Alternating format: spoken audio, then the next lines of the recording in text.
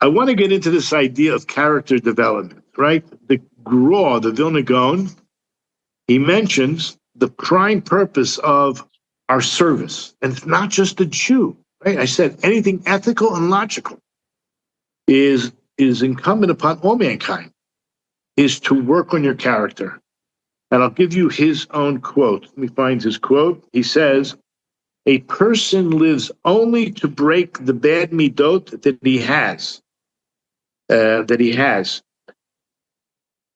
not succeeding in breaking until now. In other words, any bad character he has, that he has not succeeded in fixing or breaking that bad character, and therefore he must constantly strengthen himself.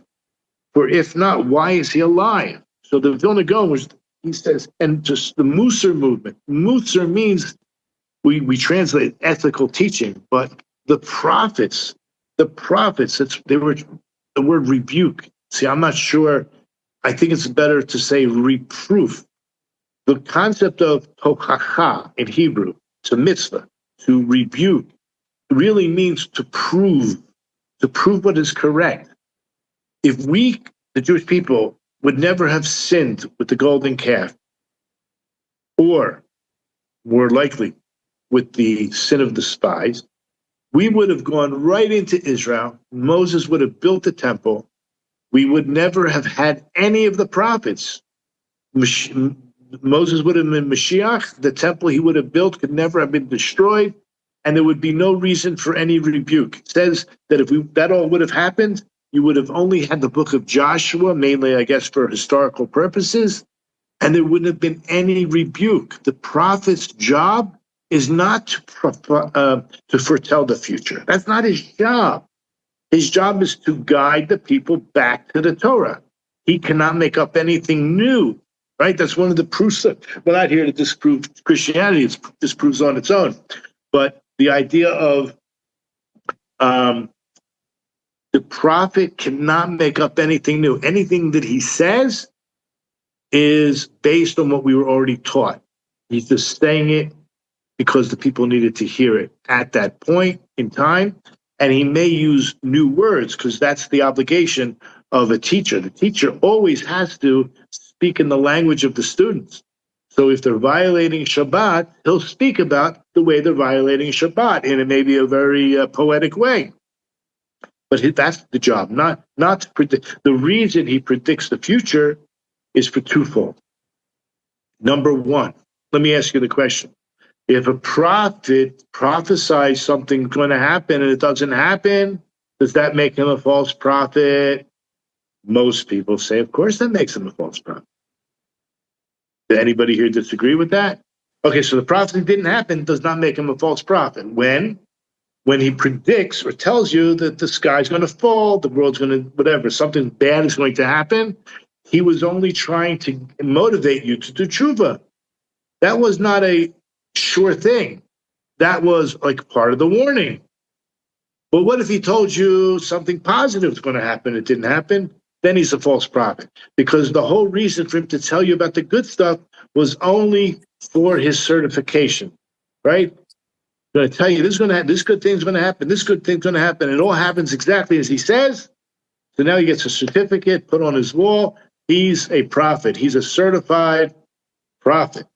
So the only real reason to tell him the good things was for the sake of certification. And if it doesn't come true, he's a false prophet. But negative things, Nineveh, give an example of Nineveh, right? Yonah does he want to go? You know why he doesn't want to go? He doesn't want to go to Nineveh because he knows that these non-Jews are going to listen to him. He's talking to the Jews and they ain't listening. They're stubborn people. So I'm telling the Jews, get on the right path, and they're not moving. I go to the Jew, if I go to the non-Jews, and I know they're going to do tshuva. How did he know? He knew they were going to do tshuva. It was going to make the Jews look bad, even worse than they already looked. What was the idea? We have a medrash that says that during the crossing of the sea, right, all the Egyptians were drowned except for one, Adachad, so one. And that's what it says in the Bible, Adachad. It sounds like everyone to the last. But that's not how we interpret it. We understand that Pharaoh actually himself survived. Ad Echad, until one. And he went and became the king of Nineveh. And yes, it was many centuries later. It's okay. People can live long. And Yonah knew this guy had it. Pharaoh, if I came and said that Lord God that destroyed Egypt, hundreds of years ago, he's coming after you guys if you don't together. And Yonah knew he's going to listen. And that's really going to make the Jews look bad. That was Yonah's hesitation. Okay, I don't know if I answered your question. And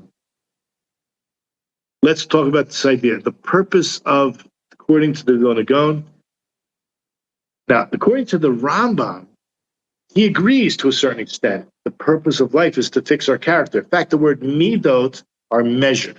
It literally means measure. Our soul, there is no measure, right? It's ethereal. There's no real measure to the soul. But in the physical world, there's lots of limitations. That's what measure is. A measure is a precise limitation. So we have these character traits, and they need to be fixed. There's a pasuk. Did I tell you the pasuk in Proverbs 4, chapter 4, verse 13? The Vilna Gaon is basing his idea that the purpose of working on our character is based on this idea. Hold fast to discipline. Chazek b'musar. Musar is ethical teachings and rebuke. Discipline. Al teref. Don't let go. Nitzreh.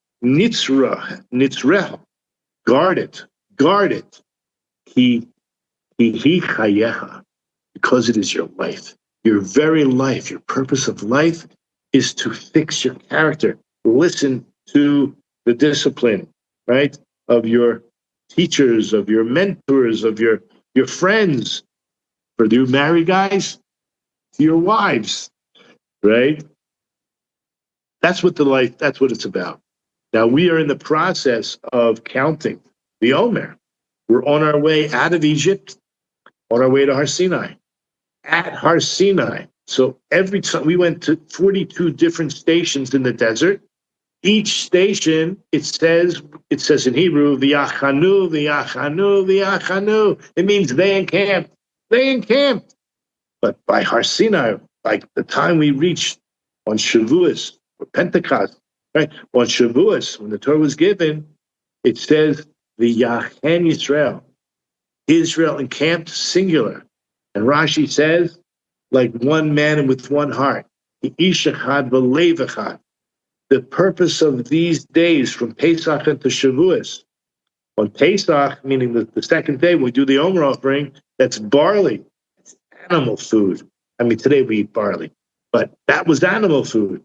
And on Shavuos, we bring the Shtei Lechem. We bring wheat. There's a special offering of wheat.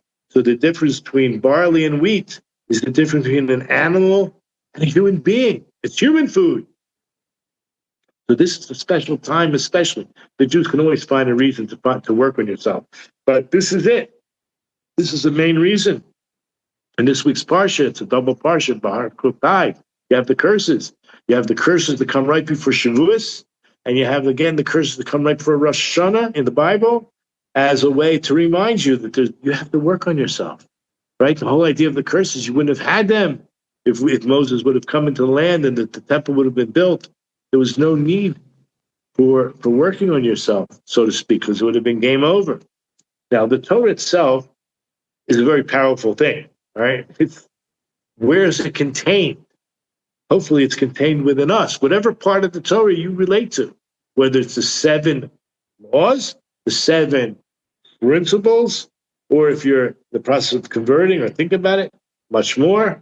But even according to the Rambam, if you want to do more mitzvahs than the 7, again, start with your own. Logical, ethical, it's a lot, right? So, but you can do even more if you want, as long as you do them correctly. Okay? So we become a vessel for the Torah. The ark itself was the vessel. The ark had midot, again, measurements. So it was let's just talk, a tefach is a handbreadth, and the amma is from your elbow to the tip of your finger, not yours, it's the standard man. There's a standard measurement. So we say there are 6 handbreadths in a cubit, okay? It was a 1.5 cubits in one direction and 2.5 cubits in the other direction. It was 8 cubits altogether in circumference. So basically, just to keep the math simple, it was 48 handbreadths. And in Pirkei Avot, the Mishnah in Pirkei Avot, that speaks about the 48 ways to wisdom. In order to acquire wisdom, there are 48 distinct pathways, advices, character traits to work on. If you want to become a vessel to hold the Torah, you have to work on your character, Jew or no Jew, right? So the Vilna Gaon says that if you're missing one, you have to master them all. If you want to accept the Torah and have the Torah as part of your life, you have to master them all because it's like a sieve. If you need 48 handbreadths to contain it, so these are the 48 ways that if you're missing one, you cannot hold it. There's like a sieve, like a hole. I'm just drilling this idea home. During the 50 days of the Omer, so we're counting 49. So how does 48 fit in with each day?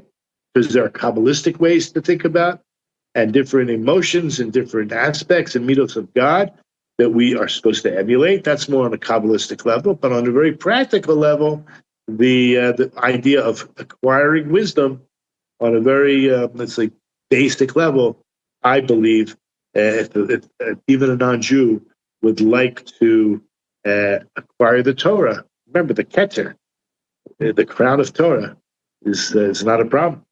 But I'm telling you what to do. We have to work on our character. I think there's like a non-brainer, right? No, not non-brainer.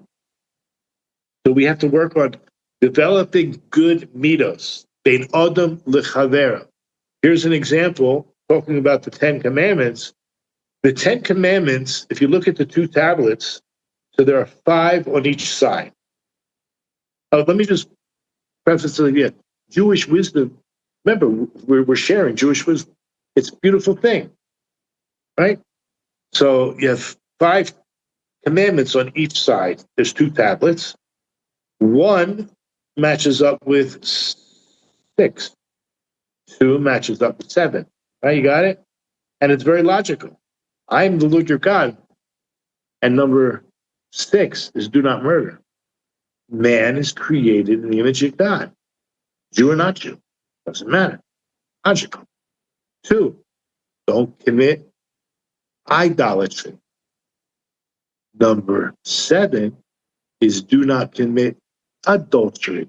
Going back to what I said before about the Torah Tivalana Moshe, Morash, right? He gave us the Torah to Morasha.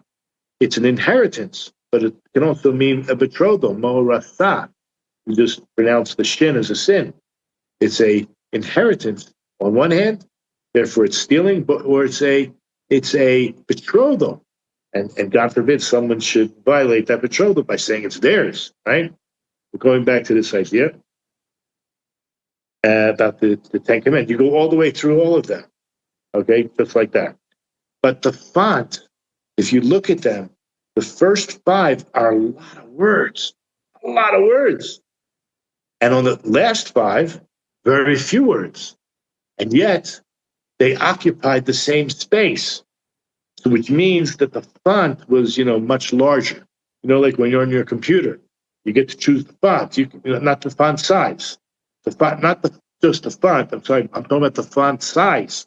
So the font size, you can try, 10x or 30x or 70x. Guess what?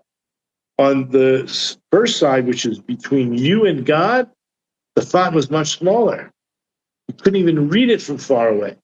But as Moses is coming down the mountain, the one between you and your fellow was large font. So you could see it because it's more meant to be more meaningful. God forbid, I'm not saying that the first five are not meaningful. What I'm saying is there's an emphasis on your relationship with your fellow human being. That's like key. That's key. It's key. So when it comes to mido, working on your character, bein adam lechavera, between man and his fellow man. Another idea is to become a vatran. A vatran means someone who lets things slide. Right? You don't take things so personal. You let things, you overlook. You're not insisting on the letter of the law. Right? We ask God all the time to treat us with rachamim, with mercy. He knows. He created us. We're flesh and blood. We're from the dirt, right? Adam is from the Adamah. We're asking him to go with the spirit of the law, not the letter of the law, or go beyond the letter of the law. The Tomer Devorah, if you ever heard, it describes the 13 attributes of mercy. And we, human beings, not excluding you guys, right? You're included. We're supposed to imitate God. We're supposed to follow in his ways. So the Tomer Devorah describes 13, it's not the only sefer, but one of the most famous, that describes how the 13 attributes of mercy, when we do them, when we follow them, when we try to be like God and bring mercy into mercy is like flowing. When you forgive people, when you overlook other people's mistakes and other people's sins, especially when they're done to you, it's like opening a spigot from heaven to allow so much mercy into you. God is a forgiving God. And he loves you. And he knows we're just humans. So anyway, another idea I want to bring, and that is the idea of, I just forgot what I was going to think, so I'm looking at my notes, a bunch of other things I want to bring. That, by the way, the Aron Kodesh did not occupy any space. Even though we mentioned there were dimensions, in the Holy of Holies, if you measured from one wall to the other, right? Let's say it was exactly 10 cubits. And when you measured from the wall to where the Aron was, we know it was supposed to be, right? Depends on which side you're looking at. Didn't matter. It wasn't there in dimensions. For some reason, it would be 5 whole cubits from one side and 5 whole cubits to the other, even though it occupied space. It didn't occupy space. I'm just relating back to the idea of our soul. Our soul, if we really capture the Torah in its proper way, for Noahides in their way, you just elevate yourself to the greatest extent possible. I wanted to mention about the Rambam, in the Shmona Parakim on Pirkei Avot. It's an introduction. He says the main purpose, like the Gra, is working on your character. He says it is, but it isn't. The main goal, the purpose of life, is to reach Nevuah, is to reach such a level of clarity with wisdom that you could see everything and know everything. You could mind meld with Hashem, but the only way to get there is by working on your character. You have to refine your character in order to get there.